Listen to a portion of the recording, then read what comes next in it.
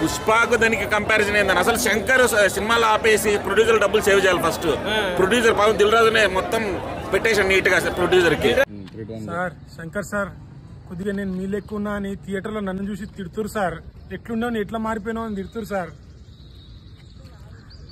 నమస్కారం శంకర్ గారు, next time మా తెలుగులో సినిమా తీయకండి. ఎందుకంటే నేను డైపర్లో ఇది పోసుకున్నప్పుడే మీరు లెజెండ్, అసలు అప్డేట్కి అప్డేట్ అమ్మ మొగుడు తీశారు. కానీ ఇప్పుడు సారీ మీకు చెప్పేంత లేదు సార్. కరెక్ట్, ఇది కరెక్ట్గా చెప్పావయ్యా. కొద్దిగా థింక్ ఇంకా డిఫరెంట్గా ట్రై చేయండి. పవన్ దిల్ రాజుగా బొక్క డబ్బులు సాంగ్స్ ఒక్క సాంగ్ జరగ ఏది బాగాలేదు, ఏం నచ్చలేదు కాదు, అంటే ఇంట్రెస్టింగ్ గా లేదు, చూడాలనిపించలేదు. రివ్యూ ఇద్దాం అనుకున్నాను. ఎందుకంటే నేను ఏ సినిమా చూసినా కూడా అది సాధ్యమైనంత వరకు యావరేజ్గా ఉన్నా కూడా దాన్ని బాగుందనే చెప్తాను, బాగాలేకున్నా యావరేజ్గా ఉంది. తీస్తున్నాడే శంకర్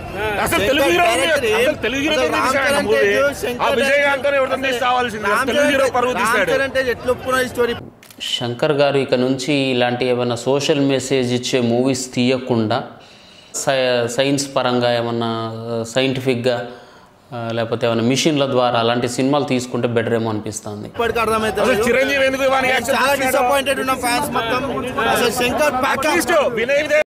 చాలా చాలా డిసప్పాయింటెడ్ నేను because of direction of Shankar గారు.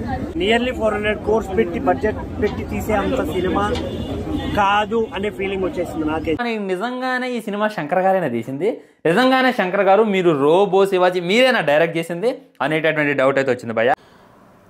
ఒక ఏఎస్ ఆఫీసర్ డైరెక్ట్గా సీఎం అవ్వచ్చా?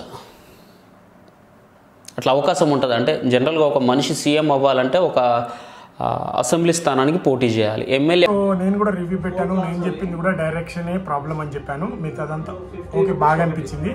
సో మెగా ఫ్యాన్స్ అని చెప్పుకునే వాళ్ళే ఏమంటున్నారో మ్యాక్సిమం చాలా రివ్యూ చూస్తున్నాను, మొత్తం డైరెక్టర్ గారు తప్పే అంటున్నారు. నిజంగా అదైతే వాస్తవమే. ఎంత పాత స్టోరీ అయినా ఏదైనా స్క్రీన్ ప్లేతోని కామెడీతోని ఒక నెక్స్ట్ లెవెల్కి తీసుకునే అవకాశం ఉన్నాయి. సాంగ్స్ కానీ చాలా ఆప్షన్స్ ఉంటాయి. రామ్ చరణ్ తన యాక్టింగ్ తను చేసాడు, మెయిన్ డైరెక్టర్. ప్రతి మెగా ఫ్యాన్స్ అనేది కూడా అదే, వాళ్ళే పెట్టి చూస్తున్నారు. చూడండి, లాస్ట్ వరకు చూడండి వీడియో. అవుతనే కదా సీఎం అవడానికి అవకాశం ఉంటుంది ఎక్కువగా. మరి అట్లా ఎమ్మెల్యే అవ్వకుండా ఎలక్షన్లో పోటీ సరే సార్. కానీ స్టోరీ లైన్ ఏదైతే ఉందో అసలు అది కన్విన్సింగ్గా అనిపించలే నాకు.